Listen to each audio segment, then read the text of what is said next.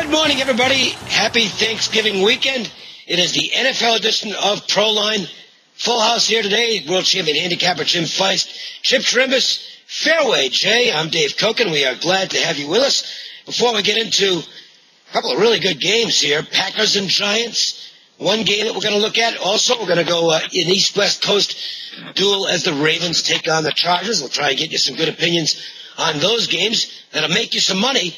Here's some other things that we can tell you about that are going to make you money as well, and that's some terrific offers we've got for the weekend. Fairway, Jay, let's rock and roll here. 5-1 with the big plays in college. College basketball going well.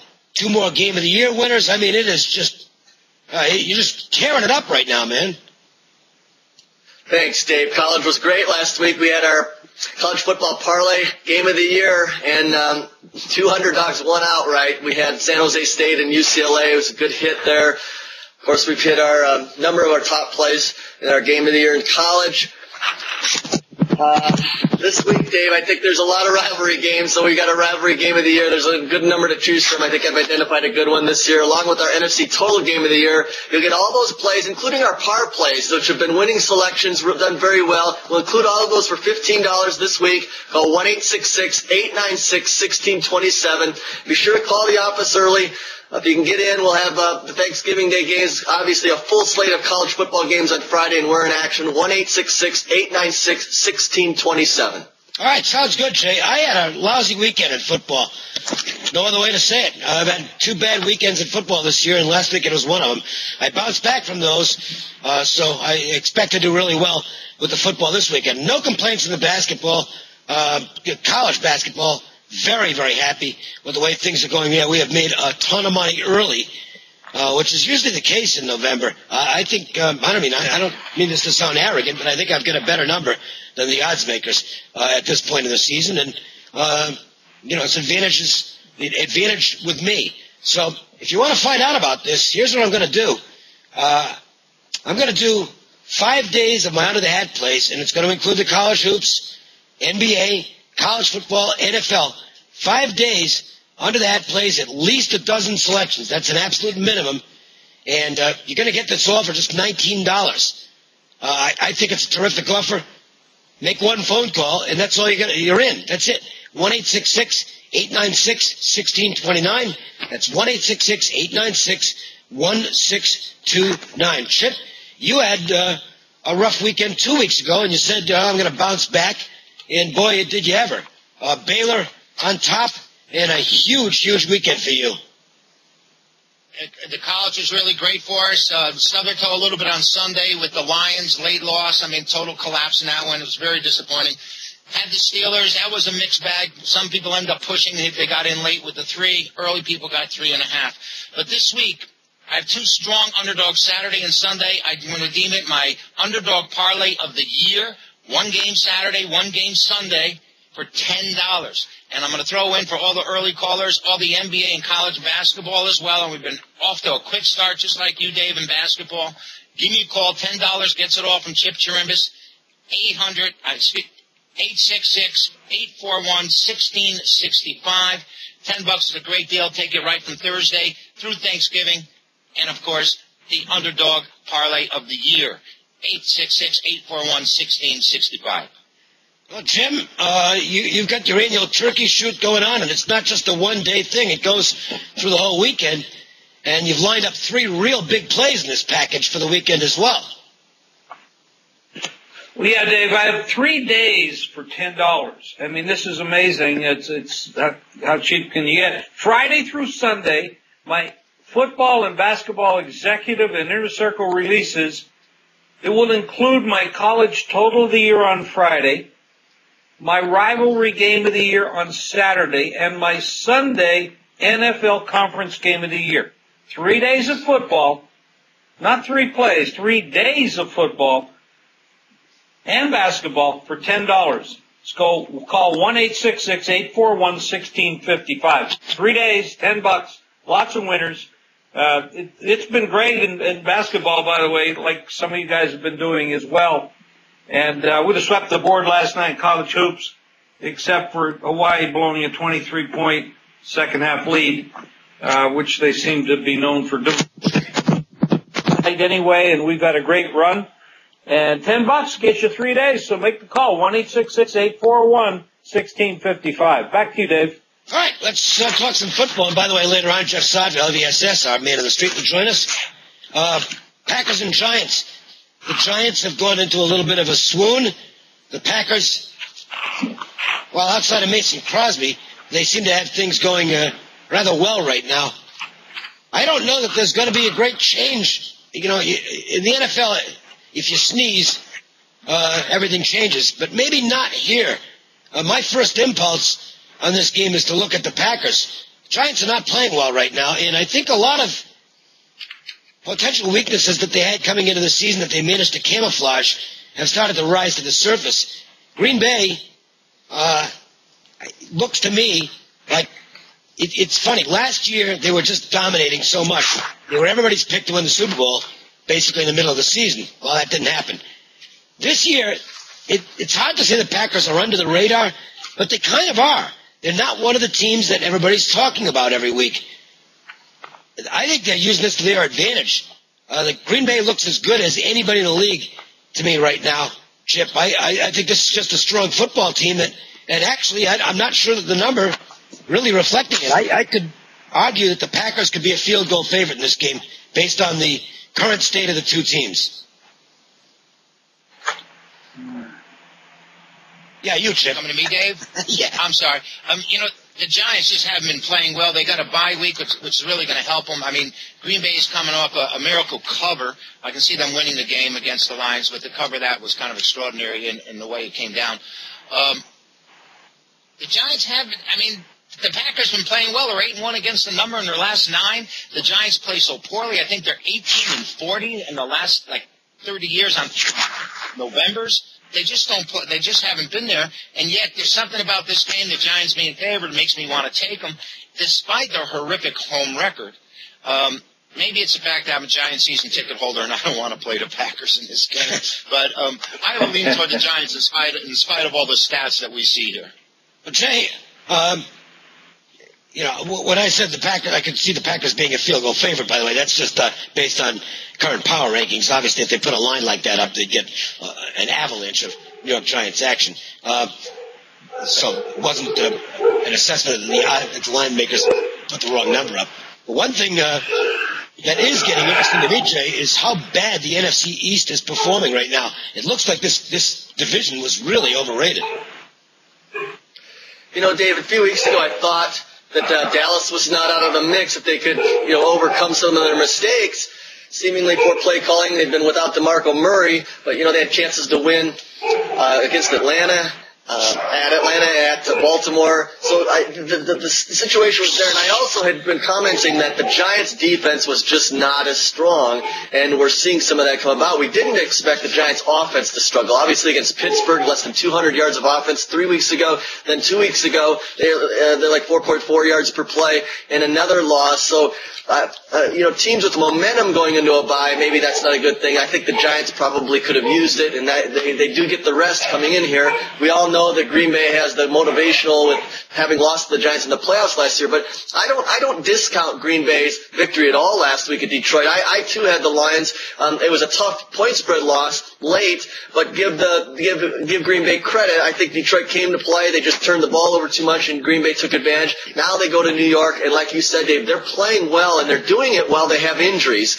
And this is one of the strongest teams in the NFC. I think if you can get a field goal, that's the side to look. I don't have a strong feel or opinion on it, but I believe the Packers are a team down the stretch here that are going to show their strength. I believe they'll come through and win this division, and to get a win like this sets up strong. Your comment about the division again, if the Giants were to lose here, it opens up, we'll know the Dallas result on Thanksgiving, so they can put a little pressure on it. It opens up things for Dallas to potentially make a move in that division. You're right, Philadelphia's playing poorly, Washington's inconsistent with the defense, and the Giants right now not playing well either. Jim, was that Zeus barking in the background?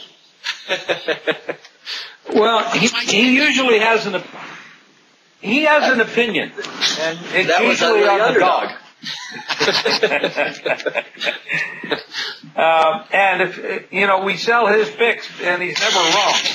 So Getting back to this game, the Packers have been a very weak running team. That, granted, Aaron Rodgers is fantastic, but so is Eli Manning. And Eli is, these two guys have Super Bowl victories. These are Super Bowl winning quarterbacks. And, Coughlin's a hell of a coach. And Green Bay's no slouch in that department either. But when you take a team like the Packers, who came off that very tough game against the Lions, a divisional game on the road, now they're back on the road, and now they're everybody's favorite team in the NFC. Everybody looks at this team.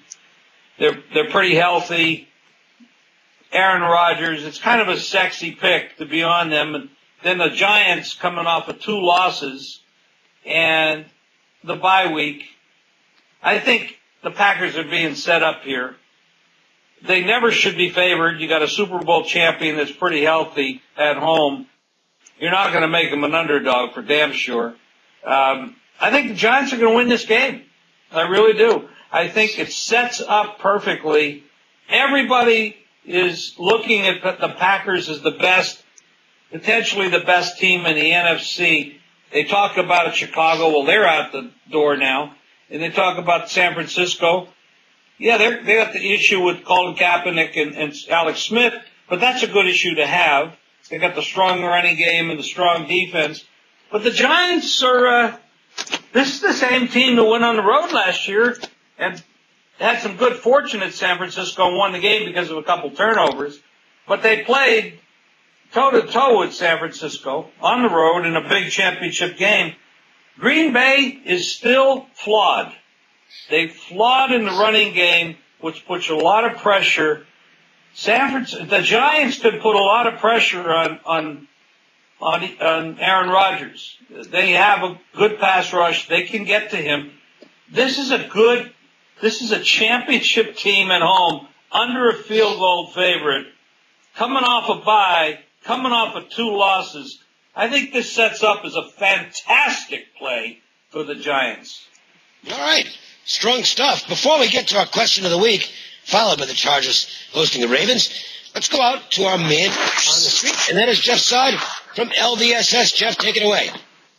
Thanks, David. Free total coming up. But first, you can get my college rivalry game of the year going this weekend, as well as my Sunday night game of the year in the NFL. Both are just $15. Sign up early and get a TV winner going tonight, plus a free week of basketball as a bonus. Just call LVSS at 1-866-575-8916. Your free total comes from the Ravens-Chargers matchup. It's a long road trip for the Ravens. The offense has promised to be more up-tempo than they have been, with plenty of weapons for quarterback Joe Flacco. But the defense has been banged up with key defensive injuries all season, ranked in the bottom 10 against the run and the pass. Say what you want about the deficiencies that San Diego coach Norv Turner has, but his strength is play calling and running attacking offenses. The Chargers are home after playing 3 of 4 away, and in the last 2 home games have scored 24 and 31 points. These teams met here late last year, and San Diego scored 34 points with 415 yards against a much better Baltimore defense in this one. Play the Ravens and Chargers to go over the total. Once again, get my college rivalry game of the year plus my Sunday night game of the year in the NFL. Both just $15. Sign up early, get tonight's TV winner, and get a free week of basketball as a bonus. Call 1-866-575-8916. Back to you, Dave. Okay, thanks as always, Jeff. Hope you had a great holiday and a great weekend in store as well. Twitter question of the week. You can follow us on Twitter and Facebook. Friend us at Facebook. At Proline TV. On Twitter, follow us at Jim Feist Sports. This is from Greg Hampton, Omaha, Nebraska. Offensive lines are very much underrated. Who has the best offensive line in the NFL? Well, I can tell you it's not the Philadelphia Eagles. They do not have the best offensive line in the NFL. Or the Chicago Bears. No. I mean, you can look at sack numbers and get a pretty good indication right there. Best offensive line, it depends on what you're looking at. If you want to encompass rushing stats, that certainly is part of it. You also want to look at quarterback pressures allowed. Not so much sacks, but quarterback pressures allowed. That's a more important stat. That's telling as well. I think there's several teams that fit the bill. I mean, if Houston Texans certainly are one squad with a terrific offensive line. I mean, if Schaub doesn't complete his passes, it's generally Schaub's fault. Not that he's been getting a world of pressure. I think they might have the best offensive line overall in the league. I don't have my numbers in front of me, so I don't have the pure metrics, but I know Houston's way up there, Jay. Yeah, you can. If you look at it from the rushing standpoint, you'd certainly put Houston up there. The San Francisco 49ers in the NFC have certainly one of the best offensive lines. The Redskins are rushing the ball well, but RG3 can make plays in that regard. So Dave, I think when you break it down from a running standpoint, I'd put Houston, San Francisco, and then from a passing standpoint, I'd probably give Houston still an edge. Their line looks real strong to me. And then the improvement this year, I think, in the Patriots' offensive line. Brady's having a great year again. I think he's hadn't thrown an interception 4 games, but their running game is so improved, and they made a couple additions there. So the Patriots' offensive line is probably underrated because Brady keeps putting up the numbers, but they run the ball over 30 times a game, which was, in recent seasons, we just haven't seen that. All right, let's move on. Years ago, there was a book written about offensive line. And this is actually a very important subject for me, this best offensive line. I don't really need to know who the best is, but who the most efficient top 5 or 6. And I think when you come down the stretch, and I know Jay talks about running the ball, you need a good offensive line to run the ball. Nobody does that. I mean, for example, we didn't even mention the Vikings. They must have a good offensive line to open holes for Adrian Peterson. I mean, he does a lot on his own, but they still are pretty damn good. Now, they don't have the best passing or passer in the world with Ponder, but they're pretty damn good. Now, you look at Pittsburgh, of course, without Roethlisberger, you can't really mention them, but he never has any time. It's only his capability that he's able to complete all those third down passes, which they lead the league in third down efficiency. It's not the offensive line. So, like Detroit, they lost their left tackle last week. That kills your offensive line because that's the guy that protects your quarterback. So you look, I think this is the most important factor next to your quarterback's ability to play the game properly. This is the most important factor that goes down the line who's going to be there at the end.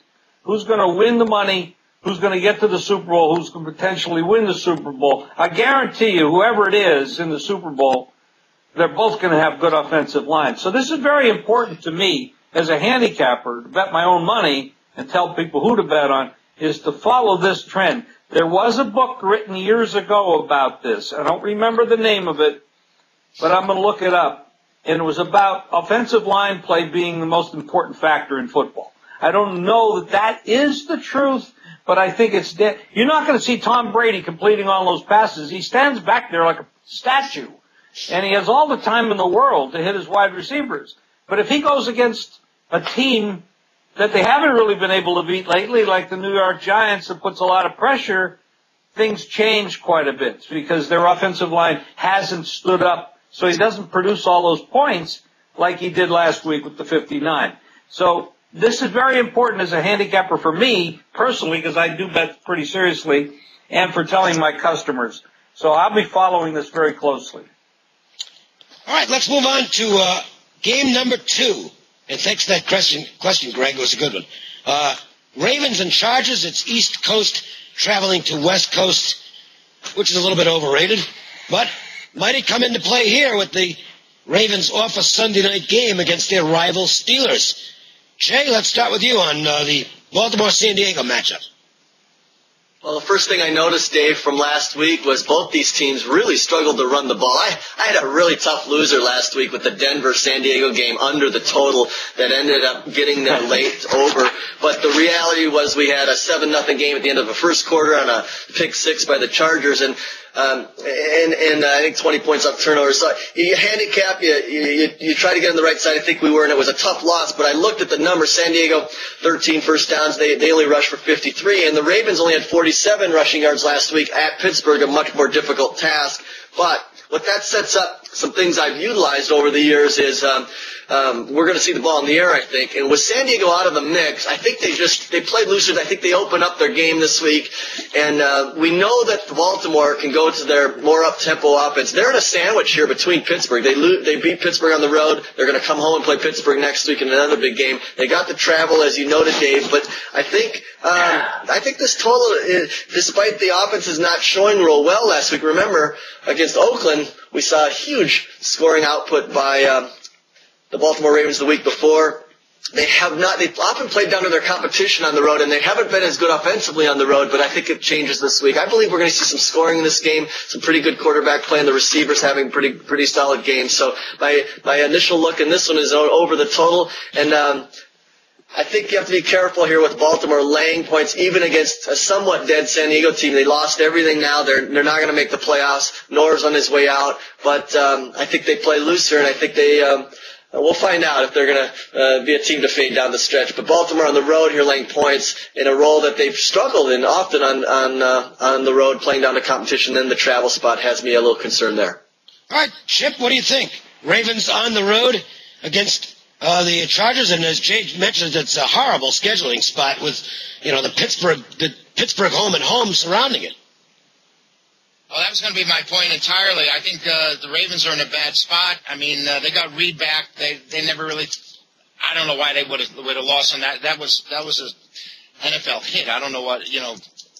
Anyway, regardless, I think they're in a bad spot traveling to San Diego. The Chargers have actually played well against winning teams in AFC, going 9-3 last 12 times. It's against teams with losing records where the Chargers fall flat and really don't look all that great. They're second against the rush in the NFL, and I think that plays right into their hands. I think San Diego's in a great spot.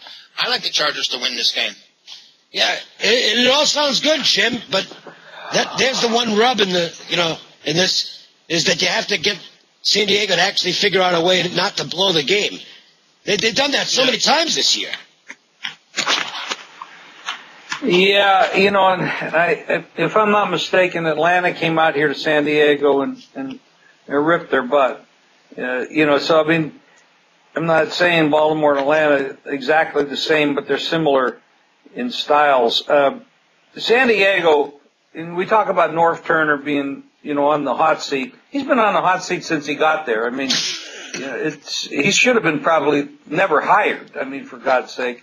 But this is San Diego's spot. Now let's talk about looking ahead to Pittsburgh. They just played Pittsburgh with Leftwich, and they're probably going to play Pittsburgh next week with Charlie Batch at quarterback. So that's not too frightening a thought. Charlie's as old as I am, which is, going into 7 decades. I don't think you should be too scared of him. I don't put too much emphasis on that because you probably am. Well, no, I've seen Charlie. He's a pretty big guy. I'm not going to mess with him. No way, guys. Sorry. An out-of-shape NFL player is way better in shape than any of us. Believe me. So, but I think San Diego's in a great spot here. I do think the game will probably open up. You got to look for the Ravens to put on some athletic prowess here after what they went through in Pittsburgh, very physical. But teams don't play that well after playing Pittsburgh. Pittsburgh's very physical.